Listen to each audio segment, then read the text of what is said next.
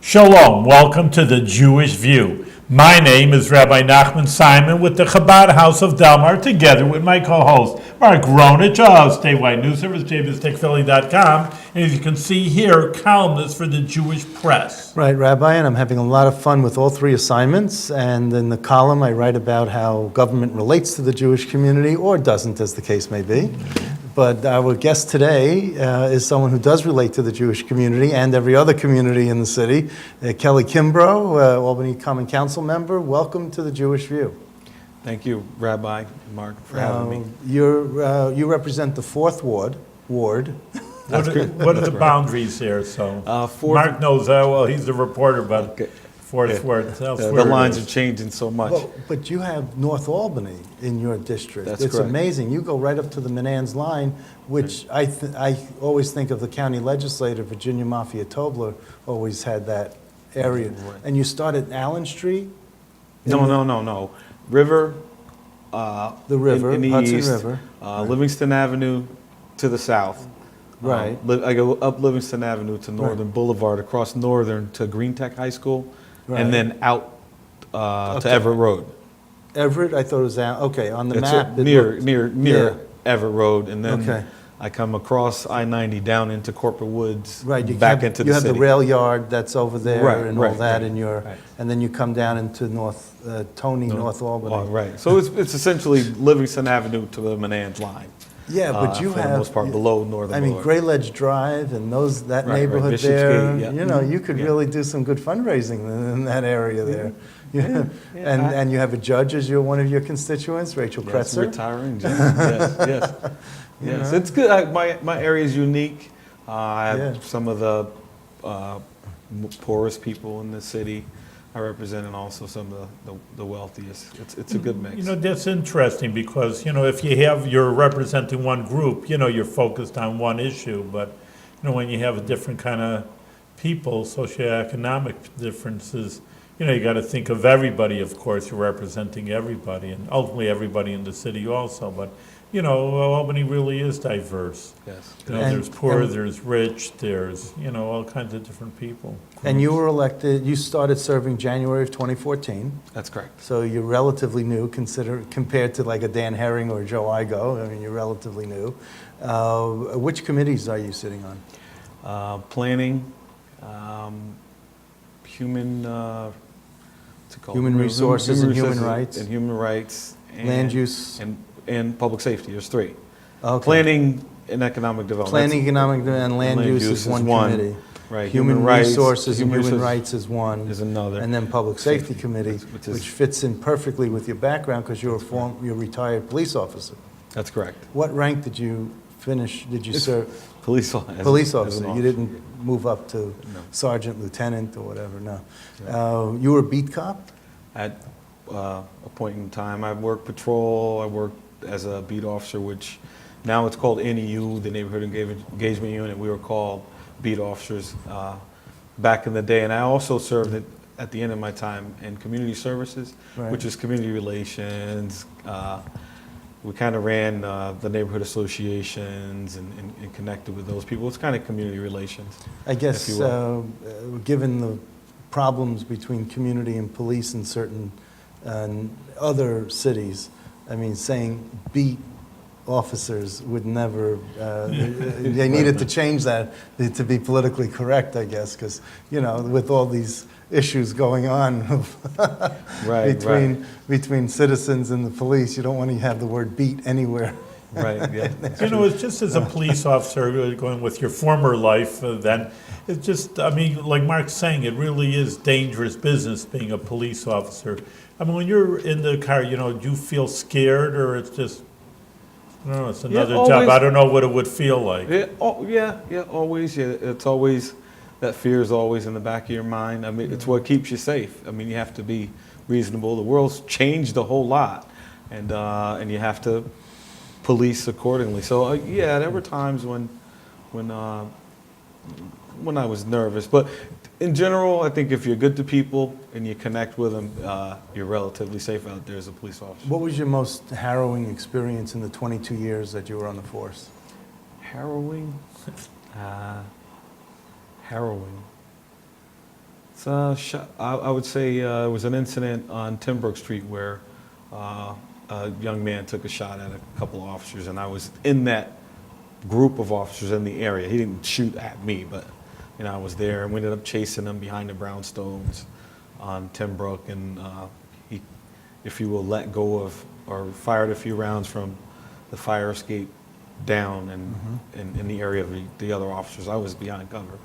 So that was probably as close as I was to really that type of action. Right. So, I'm sure when you went home and you told your wife, she was none too happy and probably hugged you quite a bit. Okay. Yeah. I understand that your children are very happy that you're retired, that they don't have to worry about their father, whether their father's coming home or not, that being an Albany Common Council member is a lot safer sometimes than being a police officer. Is that your only job now? Because really officially that Common Council is a part-time job. Yeah, that is. And I have two family members, well, one now, that are battling stage 4 cancer. So I've been kind of taking care of them for the last 2 years, along with my council work. And so I really haven't been able to take on. Sometimes people, full-time. they come on our show, of course, Mark brings in just about every elected official in the Gamble District. And sometimes, a lot of jobs are part-time. Even the assembly is officially a so it's part-time nothing. I do it, it's full-time for me. I'm putting in 40 hours a week, so. Or more. Tell me that in the middle of the night when someone calls me and Really? and says, so-and-so got arrested. I think people still connect me with the police department. That's my past life. So I quite often have to remind people I'm no longer a police officer. I have to call the police department to have that issue taken care of. But it is a full-time job. Don't let anyone tell you. You You're get paid on. part-time. You get paid part-time. You're at the supermarket with your family. That's And one of your constituents, what do you cut them off? No, you engage them, and whatever the issue is, you try to quickly take care of it. And my family, through my police life till now, are quite used to Daddy getting sidetracked by. They say wherever I go, you know everyone. That's They're right. always stopping and talking to people, but it's a part of, my life. And you probably carry a pad and pen with you so that you could write down their concerns and, follow up with Yes. them later. I There's just scribble it iPads onto my now. phone. On your I phone. know, It's there's all phone. iPads, Mark, you're a little behind Okay, the I'm time. behind the over well. there. And Samsung Note, Galaxy Note. You can write right on the phone. How old are you? How old am I? 48. 48. Yes. Wow. So you've done a lot in a short period of time, relatively speaking. Did you always want to be a police officer? Were you growing up playing cops and robbers, or? Well, I don't know about cops and robbers, but I'm from Chicago. I was born in Chicago, and actually my grandmother, who recently passed, brought each of me and my 5 siblings to New York State to avoid the gang issue in Chicago. So, the gang violence in Chicago now is very, It's incredible. It's very People incredible. getting So killed every day. that's what my grandparents took me away from. That. What about in Albany, though, the violence? Are we, safe from, like you say, Chicago is known. It's always headlines. He's from Chicago. I'm from Chicago, by the north side, West Rogers Park. I didn't escape because of West that. side. But in any case, Albany's fairly calm compared to maybe big cities, would you say? Compared to big cities, yeah, but we have our share of issues. But the police department has done a great job in recent years, with that issue, keeping crimes down. You were around, I believe, possibly, when the Guardian Angels started up in Yeah. Albany? Yeah. Was that a hindrance? Was that a positive? Because now we don't see them. Is there... what- Well, certainly I wouldn't say it was a hindrance. The Guardian Angels that were up here, and they started around the time I first came. I came to the police department, so I didn't see them as certainly as a hindrance. They were part of the community. They engaged the community, and a lot of the things that you saw in New York with how involved the Guardian Angels were down there and getting mixed up and stuff. Yeah. The ones up here weren't that deeply involved and causing a ruckus and in the middle of fights and taking down criminals like like down there. Because Curtis Lever was living here for a while. Really, I didn't know Yeah, that. yeah. He was seen on the streets. He was up here. He Yep. made a home for himself here. And now you don't see any of them. No. So Came to the it's- police department, took care of all the problems. That's- Now, when you first started, I believe Chief John Dale was your first chief. That's correct. The first of boss? 7. Yeah, first of 7. First of, I believe 7. Yeah. And he was the first and maybe only African American black chief. That's correct. That's Okay. correct. How did that make you feel? Was that a something that you said you can relate to and made you feel more at home or whatever? I mean, what's your Proud. I mean, he was accomplished, intelligent man. He'd been around for quite some time. Had a pretty good impact on the police department and me as a young officer. I mean, he looked like me. It was empowering. It was something that made you proud, made you feel proud to put on the uniform. Did it give you hope that you could someday be chief also? Yes, and that was that was was going to be my next thing because those that come before you, Right. I was looking at him and saying, there are possibilities, and he was the top guy. And then you lived through some tough times with Tuffy and some others Yeah. being chief. Yeah. And that probably made you Why, feel... what a tough times, huh? You know the history. Again, he's the reporter, I'm the rep, I always know. Just different types I'll of let him policing. describe Just it, different 'cause- types of policing styles, different leadership styles. Well, and- it was also personal. He got into some issues with personally, and he was asked to leave the force. He was a good friend of the mayor, Jerry Jennings, and but he was asked to step down as chief because he had some personal failings, I guess. Well, right. Is that The thing is, oddly enough, any of my experiences with him were decent experiences, and I never prior to that yeah? incident, I hadn't. Who was heard. before him? I believe it was. He's I right know. on the tip of my tongue.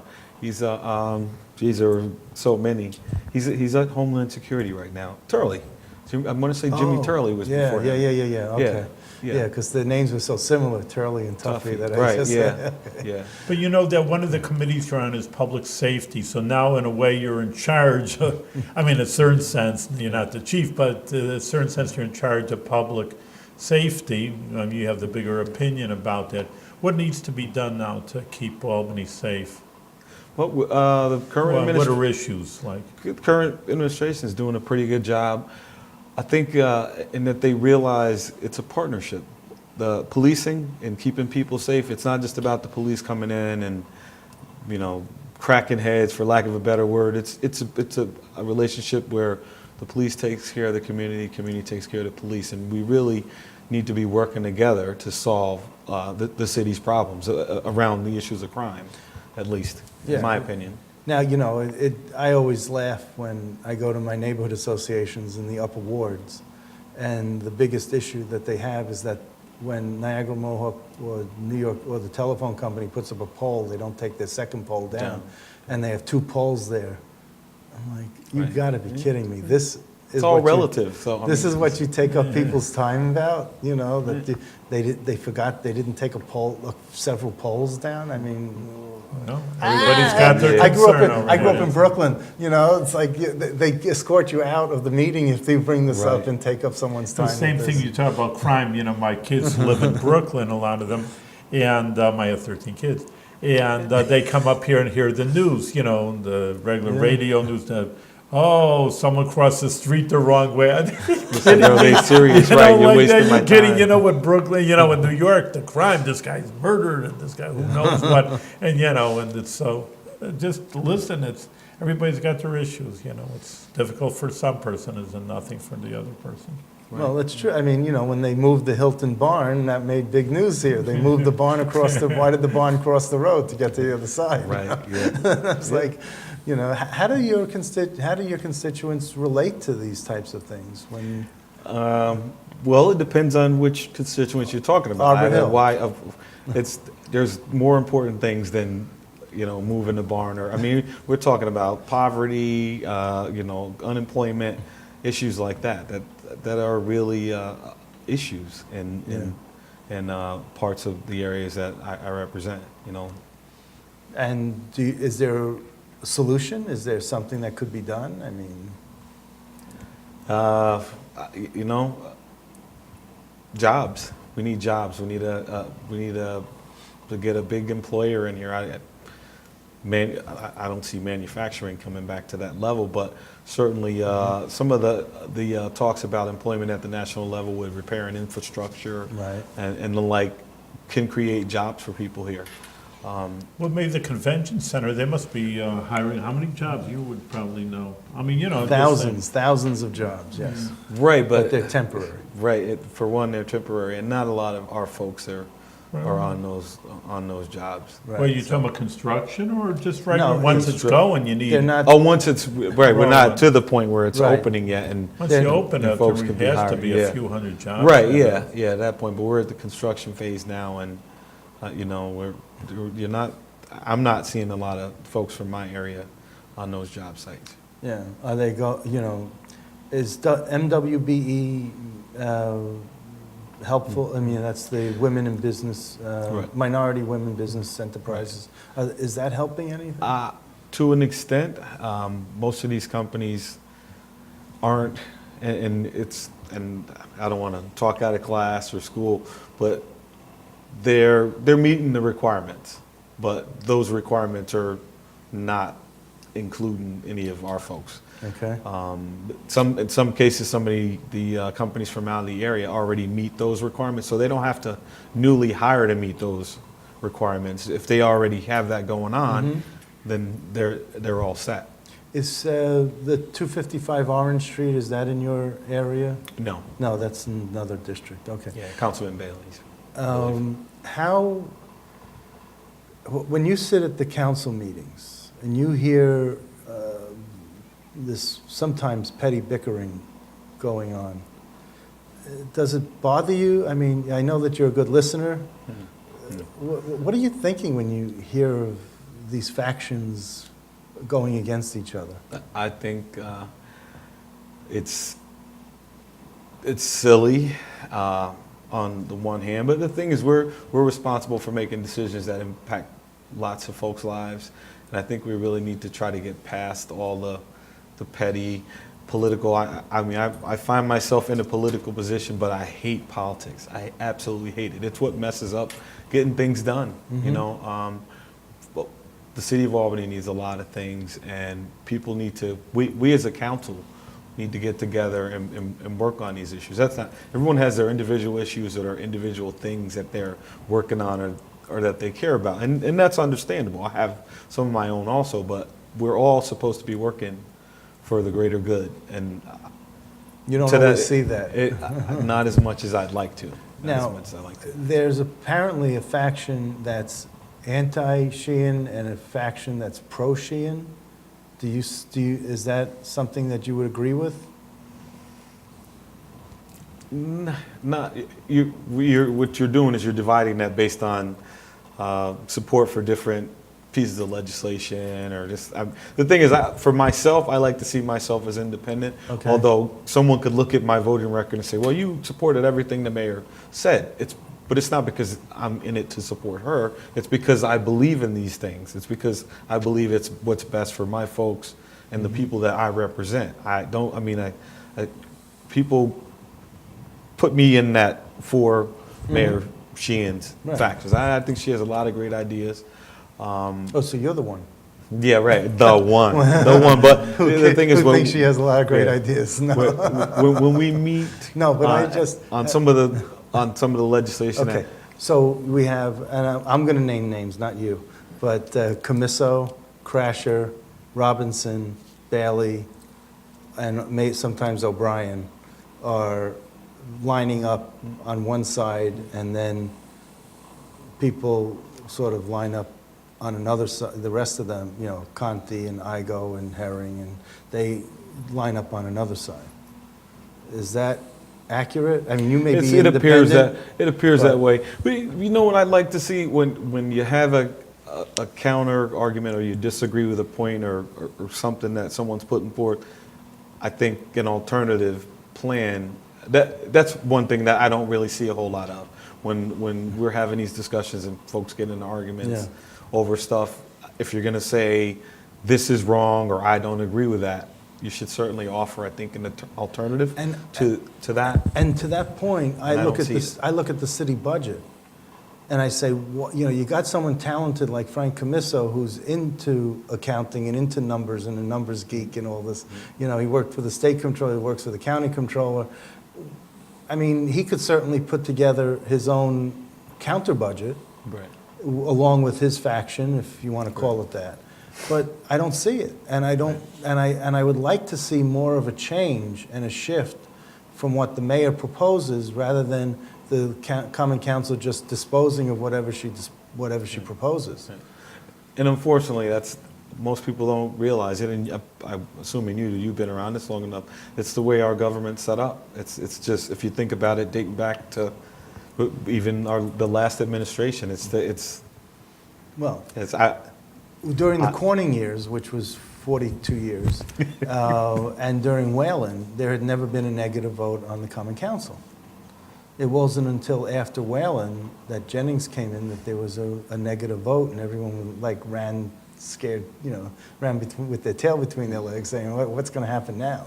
And there was nothing happened, so people started voting no more regularly. People disagree, and the thing is, by all means, you shouldn't just say yes just to go along with the crowd. I mean, I'd like to think that the other 15 members that are sitting in those seats have opinions and ideas about different things, and if I hope they're just not going to vote yes or no based on just following the crowd. Because as far as I know, the mayor doesn't have like a leaders meeting like they do in the state, where she brings in the Common Council members to find out what's best for their district.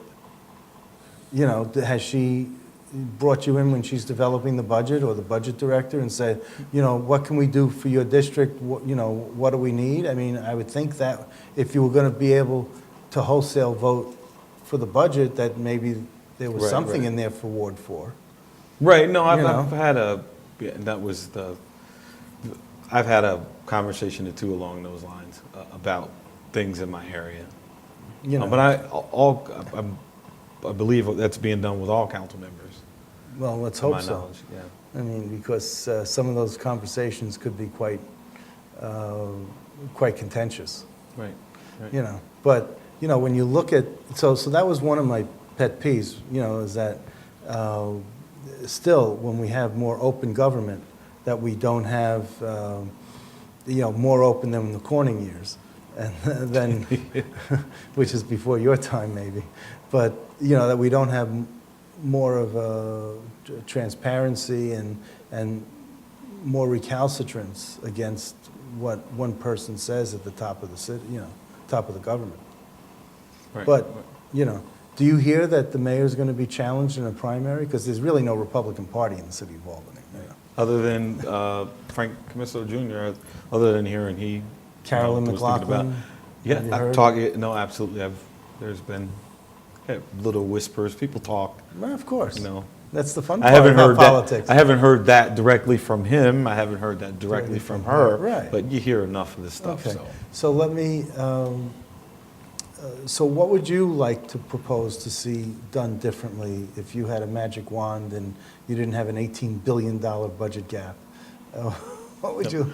magic wand aside, I think one of our biggest issues is obviously the tax base, and I would like to see the state do more for us. I'm not saying. Just if you look at the situation, you look at what the presence of the state between the university and just the capital and all the state agencies here, that right there would plug a budget hole. I think that would be very helpful. I think for me, if I had my say, that would be a big step, a big ask. Albany Medical Center has, agreed to some pilot money, payment in lieu of taxes, but St. Peter's hasn't. And I'm just wondering, is there any way that maybe we could wrench some of that money out of St. Peter's? Shame them into it. Yeah. I'm not a part of those discussions. But the thing is, I think we certainly should be asking Yeah. asking the question, and because I mean I mentioned the state, but not for profits. I mean, They're a big part of our issue too. But Right. a lot of them do a Great lot of good things. work and great things. So you can't discount that. But as one of the few taxpayers in the city, of which you're Yeah. one, I need some relief. Right. And that's what I get from my folks. Because also. I hear that if we raise taxes, it would be 10% to cover the 10% budget gap that we have. I mean, Yeah. 10% of the budget is out of whack every year. It's a $180 million deficit, $18 million, $184 million budget, $18 million gap. Yeah. It's about 10% out of whack. And it doesn't seem like there's any movement on that. It just seems like it keeps getting even a little larger. I mean, I don't know. It's just, are you a numbers guy at all, or Not a not numbers really? guy. Not a numbers guy, but I can see it, and things do have to change. I agree Okay. with that. So are you living the dream that you ran for office and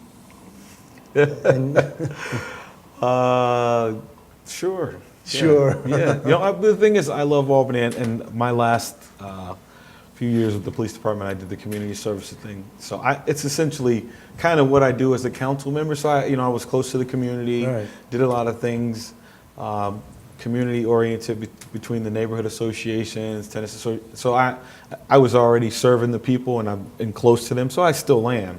To that end, I'm good.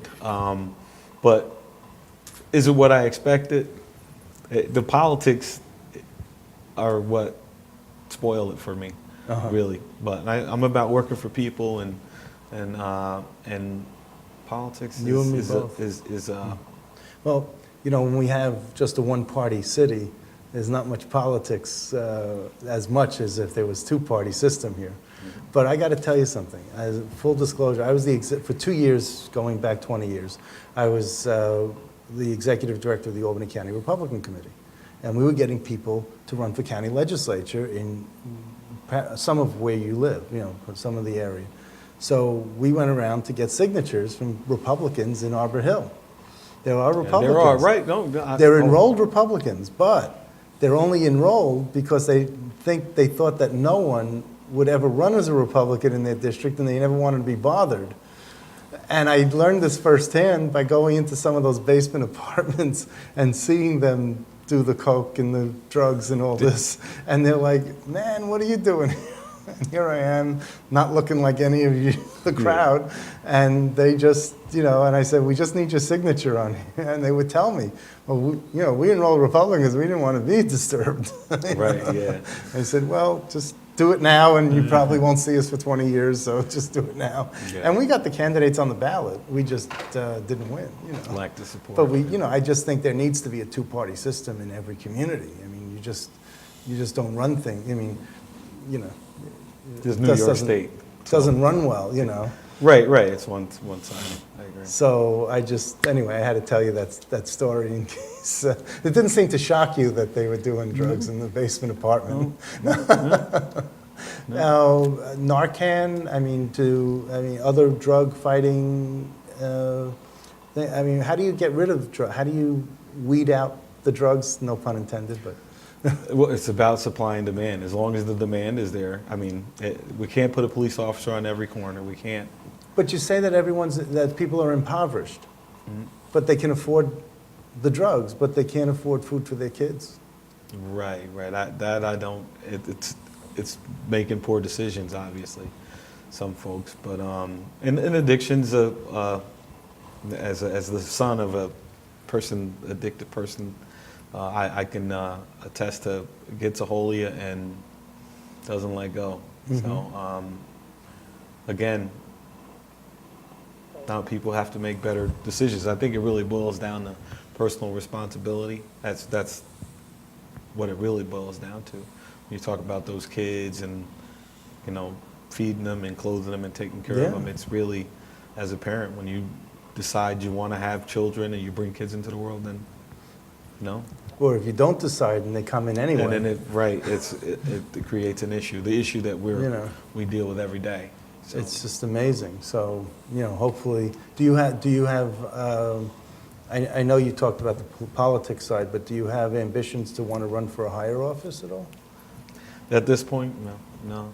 I like serving. You're good where you are. I'm good where I am. And for may this not time. be for too much longer, is what I'm hearing. I didn't say that. No, you didn't. I'm hearing, I like. No, but that's what what's I'm keeping doing you. and That's serving what's, people. So this is how I'm do serving you have? now. Do you get primary? Do you have? Oh, at this point, it's not until next year. So Right, but do you get? Did you have a primary when you first ran? Yeah. Oh, yeah. Okay. Yeah. Someone who was on drugs or no? No. Okay. No. All right. You should have him on. It's Clifton Dixon. You know Clifton Dixon? Oh, really? Oh, Yeah. he ran. Oh, okay. No, I didn't know. He Yeah. has trouble with his petitions sometimes, also. Mark But anyway, knows all the politics. I just but wanted to. No, one I more just. question. Yeah, I just had one more. Running out of time, that's all. But you do fundraisers. You have fundraisers. I saw that you had a couple of fundraisers. I had two. I think I Yeah, had two, you had two three. fundraisers. Does that bring in money, or is that just that you feel that you don't want to? No, it's helpful. But the thing is, running for public office, I mean, I'm not Donald Trump, and there aren't a lot of people out there that can say they fund their own campaigns or whatever. The thing is, it's about the greater good. I'm out here trying to work for people, so. How much does it cost for a common council? If someone wanted to run for common council, what should they budget? 10,000? I'd say 10,000 is Yeah? safe. Yeah. Okay. All right, that's listen, great. you're doing great Kelly? work. We're behind you, and we're going to have to check in with you again for a report card every year. But Okay. keep Albany going and find some few $1 million if you can, and help That them would out. be not just That a would be big bag good. of But money. in meantime, keep going with good success and good Yes. health. Much success to you. Thank you. Okay.